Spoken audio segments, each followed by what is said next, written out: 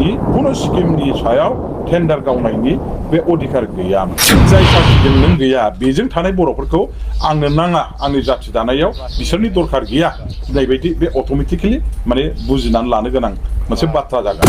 खालामनानै बड'लेण्डखौ निर्माण खालामनायनि थाखाय बा बाखि हाबाफारिफोरखौ मावलांनांगौनि थाखाय बड'लेण्डनि रायजो राजानि आसा एसपिरेसनखौ सुफुंनायनि थाखाय खौसे हाबा मावलांनो हायो नामा बिनि थाखाय फिन सानफिननो थाखाय आं खावलायबावगोन। अननाय आरो सिबिनायखौ आं नोंथांमोननो सिगांग्रो जासिनाय थाबाय।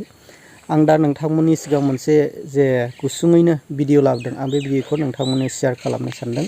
नोंथांमोनहा भिडिअखौ नायजोबलांबानो जाबाय। दा रबिराम नार्जारि सारा जे बर' फरायसा आफादा माबायदि जानांगौ, मा रोखोम जे बर' फरायसा आफादनि सायाव फरायसाफोरनि सायाव मा रोखोम मावलांनांगौ आरो फरायसाफोरनि सायाव मा रोखोम एनकारेज होलांनांगौ आरो बर' हारिनि सायाव मा रोखोम दाखांनाय आरो लुखांनानै एबा मा रोखोमै परिस्थितियाव थानांगौ बा सोरजोंबा बबेबा मोनसे राजखान्थिजोंनो लोगो जानानै बबेबा राजखान्थि मोनसे दोलोखौ एटेक खालामनाय बेबायदि नङा। नाथाय आंनि बुंनाय बाथ्रा नङा बियो, बे नोंथांमोनहा गासैखौबो नायलांजोब। आरो मानाव गिदिर देफेन बर' साराबो मोनसे नै दा फैबाय थानाय बे हाग्रामा महिलारि जे सारनि बेनि बिबुंथिजों मोनसे बिसोरजों सावरायनायनि गेजेरजों बर' हारियाव मोरै गेरेमसा आरो माखासे जोङो इयुननि थाखाय जे बोरै डेभेलप खालामलांगोन, बोरै माखासेखौ जोङो मोजाङै बर'नि सायाव माबोरै डेभेलपिं लाबोगोन बेनि सायाव सावरायनायनि मोनसे खोथा दङ। नोंथांमोनहा भिडिअखौ नायलांजोबबानो जाबाय आरो। BTCनि कुनु स्किमनि सायाव टेन्डार गावनायनि बे अधिकार गैयामोन। बेवहाय मोनसे खोथा दंमोन, जाय मानसिया टेन्डार गावगोन बे मानसिया BTCनि थागिबि जानांगोन। BTCनि थागिबिया नुवानो बियो BTCनि ओंखारनाय गासैबो डिपार्टमेन्टनि खामानिफ्राव टेन्डारखौ गावनो हागोन। खिन्थु थांनाय बाराव जों नुबाय मा दिनैहाय डिब्रुगड़, तिनिसुकिया, धेमाजि, नलबारि, बरपेटा, मा होनो सिलचरनि धुब्रि बेलासिपारानि ठिकादारफ्रा गासैबो डिपार्टमेन्टनि जोंनि कन्ट्राक्ट थिका जेब्ला टेन्डार जादोंमोन बेवहाय बिथांमोनहा बे टेन्डाराव पार्टिसिपेट खालामफैनानै बायह्रानि ठिकादारफ्रा गासैबो बेफोर खामानिफोरखौ लाफैजोबदों। जाहोनाव जोंनि लकेल जायफोर डमेस्टिक जोंनि जायफोर खामानि मावनानै जाग्रा कन्ट्राक्ट ठिकादारफोर बिथांमोनहा खामानि गैयै जादों। आरो BTCनि थाखाया बायह्रायाव डाइरेक्ट थांजोबनायाव BTC ओनसोलाव बेफार बानिज्य गासैबो मार्केटआ थाखा फैसा गैयै जानायाव गासैबो जोंनि इक'नमिक एक्टिभिटिसआनो एकदम जुरुला जाजोबदों। गिदिर गिदिर बेफार बानिज्य बिजनेस कमिउनिटिनि मानसिफ्रा बिथांमोनहा थांनाय 5 बोसोराव डेभेलप जानो हायाखै, बेसा किना जायाखै, बेफार बानिज्यआ मोजां सोलियाखै, बिथांमोननि इक'नमिक कन्डिसना एकदम ब्रेकडाउन जालांदों। मानो होनोबा BTCनि थाखाया BTCनि आखायाव थायाखै। BTCनि मानसिया कन्ट्राक्ट थिकाखौ मावनो मोननाय मोनबा, बे मानसिनि आखायाव थाखा थानाय मोनबा BTCनि हाथाय बाजार सहर बन्दरावनो बिथांमोनहा बाजार खालामगोन। खिन्थु दिनै नलबारि, बरपेटा, डिब्रुगड़, तिनिसुकिया, सिलचरनि बबेबा धुब्रि बेलासिपारानि मानसिफ्रासो BTCनि PWDनि खामानि, BTCनि इरिगेसननि खामानि, हेल्थ डिपार्टमेन्टनि गासिबो ओंखारनाय टेन्डारफोरखौ बिथांमोनहा मावजोबोबा खामानि मावखांनानै जे बिल मोनगोन बे बिलखौ दिनैहाय गावबागाव हम डिस्ट्रिक्टआव थांनानै गावनि हम टाउनाव बिथांमोनहा गावनि हम सिटियाव बिथांमोनहा मार्केट खालामहैगोन आरो BTCनि थाखाया बेवहाय इउटिलाइज जागोन। बे जादों ए काइन्ड अफ इक'नमिक एक्सप्लयटेसन। बेबायदि मोनसे प्रसेस जे जादोंमोन जों बेखौ बुंनो हायो। BTCनि थाखाखौ लांनानै BTCनि थाखाया दिनै जुदि BTCनि रायजोफोरनि आखायाव थायाबा BTCआ इक'नमिकेलि बोरैहाय डेभेलप जानो हागौ। BTCनि थाखा BTCआव थानांगोन। दा बेफोर गासैखौबो नायोब्ला नोङो रियेलि थांनाय 5 बोसोराव बे BTCनि गासैबो माबाफ्रा डेभेलपमेन्टनि प्रसेस, बेनि power and function, position, status, क्रेडिबिलिटिया डेमेज जायाखै नङा जादों। आं प्रथम खोथा नैबेखौ बुंगोन, आं आगोलनिफ्रायनो बुंबाय थादों। Politics is a very much controversial. Politics is a very much disputed matter. आरो बे controversial आरो disputed matteraव जायफोर हाबफागोन बेबो disputed जागोन, जायफोर थाफाना खामानि मावगोन बेबो itself disputed जागोन। आरो बेबायदियाव आं सानो बेबायदि डिसपुटेड कन्ट्रभार्सियेल जगतआव बिदि मेटाराव जोंनि दुलाराय बर' फरायसा आफाद बायदि साहित्य सभाफोर बायदि माने बर'नि आगोमा जातीय संगठना जातीयताबादि संगठना खुनु प्रकारे इनभल्भ जानानै खामानि मावनाया बे वाइस नङा। दुलाराय बर' फरायसा आफादानो होन साहित्य सभायानो होन जोंनि गुबुन पार्टिफ्राव संगठनफ्राव माने खामानि मावनाय मोनफ्रोमबो माने माबाजों आफादफोरजों सोमोन्दो थानाय आरो साफ्रोमबो रायजो राजाफोरखौ लाफानानैसो जों जाथि दानायनि खामानिखौ मावनांगोन। UPPLआवल' थानाय बर'फोरखौ लानानै दुलाराय बर' फरायसा आफादा जाथि दानो हानाय नङा। BPFजों थाफानाय बर' मानसिफोरखौबो लाफानानैसो बर' जाथि दानायनि बा बर'फोरनि थांखिखौ जाफुंनायनि थाखाय बिथांमोनहा मोनसे खामानि मावनो हागोन।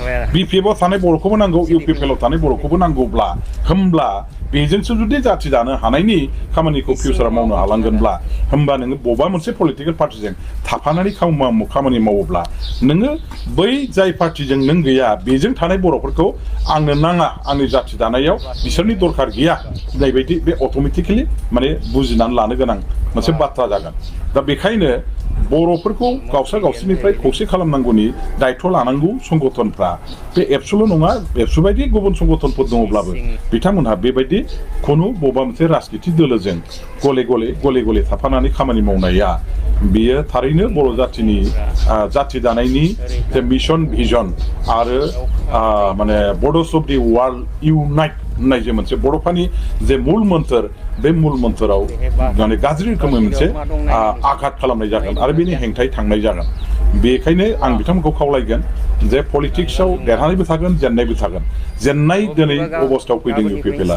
दिनै UPPLजों बिथांमोनहा इलेक्सनाव खामानि मावफानानै जेनफानो गोनां जानाया दुलाराय बर' फरायसा आफादनिनो जेननाय आरो दुलाराय बर' फरायसा आफादा जेननाय होननाय बे माबायाव अबस्थायाव सिटुवेसनाव भुगिनानै थानो गोनां जायोबा जाथि दानायनि खामानिखौ बिथांमोनहा माबोरै मावनो हागोन?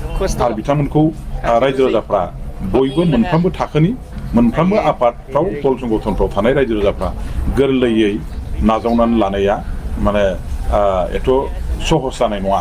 बेखायनो आं सानो बिथांमोनहा राजनितिनिफ्राय गोजानाव थानानै राजनितिखौ राजनितिक नेताफोरनो हगारना होनानै बिथांमोननि गेजेराव बिथांमोनहा बोरै मावलाङो पलिटिकेल मेनफोरनो हगारनानै होनानै गावसोर बेनिफ्राय गोजानाव थानानै खामानि मावनांगौ, जाथिनि खामानि मावनांगौ आरो जाथिखौ खौसे खालामनायनिसो खामानि मावनांगौ। बबेजोंबा थाफानानै पार्सियेलि खामानि मावनाया थिग नङा। दा बिथांमोनहा आन्दलननि जे बाथ्रा बुंदों, आं सानो आन्दलननि बाथ्राखौ एथ' हाखु दाखुयै बिथांमोनहा नैबे समाव खालामोबा रायजोफोरनि खिन्थु सापर्ट मोननाय नङा। खमसे खम दा मोनसे नैबे गोदान गभर्नमेन्ट फैसिगोन, गोदान गभर्नमेन्टखौ BTCनि गोदान गभर्नमेन्टखौ गावसोरनि बड' एकर्ड इमप्लिमेन्टेसन खालामनांगौनि, BTR एकर्ड इमप्लिमेन्टेसन खालामनांगौनि, बबेखौ खालामजायो बबेखौ खालामजाया बेखौ मावनो थाखाय मोनसे टाइम पेरियडखौ दानि गभर्नमेन्टनो बिथांमोनहा होनांगौ। नुबाय जे दानि गभर्नमेन्टआ BTR एकर्डनि मावथावथाव दफाफोरखौ गोरलैयै मावनो हानाय दफाफोरखौबो मावनानै होनो बिथांमोनहा गोसो गैया बा मावाखिसै। बेबायदि जुदि लाङो दिङो बा गारनानै दोननाय अबस्था नुयोबा बावहाय गभर्नमेन्टनि दायित्वखौ गभर्नमेन्टखौ बुजिहोनो थाखाय बेबायदि सोमावसारनाय हाबाफारि लाहैनाय मानाया बेयो बै समावहाय सिन्था खालामहैयोबा मोजां। नैबे समाव दानो बिथांमोनहा सोमावसारनायनि बाथ्राखौ जुदि बुङोबा बे गोरोन्थि जागोन आरो बे पलिसि स्ट्रेटेजियाव माने मोनसे बिथांमोननि रं जायोब्ला, गोरोन्थि जायोब्ला आरो रायजो राजाफ्रा बेवहाय सापर्ट होनाय नङा। आरो without people support, without the involvement of the public in the movement launched by the All Bodo Students Union, it will not be a successful movement. गतिके बेबायदि फैलारनि मुभमेन्टखौ बिथांमोनहा जाहाथे खालामा, बेनि थाखाय पुनर बिसार जाहाथे खालामो, गोदानै मोनसे बिथांमोनहा रिथिंकिं खालामो, आं बिथांमोनखौ खावलायगोन। बराव BTCनि गोदान सरकार बियो अटेकिं लानो थांगासिनो दं, समायखिरा लानो। हाग्रामा महिलारि बिथांनि दैदेननायाव गोदान मोनसे सरकार दुलाराय बर' फरायसा आफादा अलरेडि जोङो जे रायजो राजानि जि मेन्डेट, जि जनादेश बेखौ जोङो वेलकाम खालामबाय। आरो दिनै बे हाबाफारिनि गेजेरजों आङो बड'लेण्डनि रायजो राजानि जानानै हाग्रामा महिलारि बिथाङा जे वोट टेकिं लागोन बिनि थाखाय बेस्ट उइसेसखौ आं बावहरदों। दुलाराय बर' फरायसा आफाद, बर' थुनलाइ आफाद, मोन 16 आफादा इउनाइटेडलि मोनसे आपिल आरो मोनसे एफर्ट, मोनसे जोङो प्रसेस, जोङो इनिसियेटिभ लादोंमोन जे बर'नि मोननै रिजनेल पार्टि आनसलिक दोलो BPF आरो UPPLआ खौसेयै माने आवगायलांनांगौ, बुजा बुजि आन्डारस्टेन्डिं बा एलायन्स खालामनांगौ। बियो बिसायख'थिनि सिगांनि मोनसे इनिसियेटिभमोन बा थांनाय समनि इनिसियेटिभमोन। दा बिसायख'थिया बारलांबाय, आनसलिक दोलो BPFनो बड'लेण्डनि रायजो राजाफ्रा माने लेन्डस्लाइड माने भिक्टरि मोनसे मेन्डेट बिथांमोननो 28टा सिट होबाय आरो लोगोसेनो UPPLनो 7टा सिट होबाय, BJPनो मोनबा सिट होबाय। जोंनि जे आपिल, जे खौसेथिनि आरो गोरोबलायनायनि आरो बड'लेण्डखौ जेब्लायबो सान्थि गोजोननि मोनसे ओनसोल हिसाबै गायसननानै लाखिनायनि बे गासैबो इनिसियेटिभखौ जोङो जेब्लायबो रेसपन्स होनानै जोङो हाबा मावबाय थादों, आवगायबाय थादों।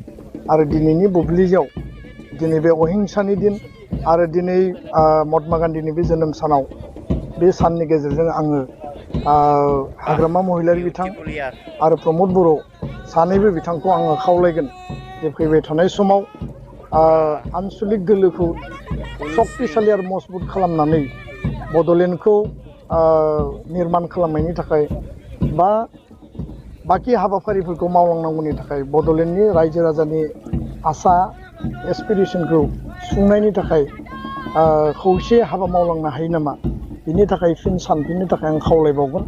आरो गुबुन मोनसे बिथिङा जाहैबाय, सरकार दाखांनायनि उनाव दुलाराय बर' फरायसा आफादा सम आरो थासारिखौ नायनानै एकर्ड इमप्लिमेन्टेसनखौ 100% खालामनांगौनि थाखाय गामि सोबावनांगौ दङ, सिमा बारायनायजों लोगोसे स्कुल प्रभिन्सियेलाइजेसननि मेटार दङ आरो गोबां माखासे बिथिंफोर थाबाय। आर्टिकेल 280, 125 एमेन्डमेन्ट, बेफोर बिथिंखौ जाहाथे काउन्सिल गभर्नमेन्टआ जेब्लाबो पजिटिभलि बिथांमोना एकर्ड इमप्लिमेन्टेसननि थाखाय मदद होलाङो। बिनि थाखाय दुलाराय बर' फरायसा आफादा सम आरो थासारिखौ नायनानै इयुनाव हाग्रामा महिलारि बिथांजों सावरायनो थाखाय जोङो नाजागोन। आं बेखिनि बाथ्राखौनो बयनोबो फोरमायबाय।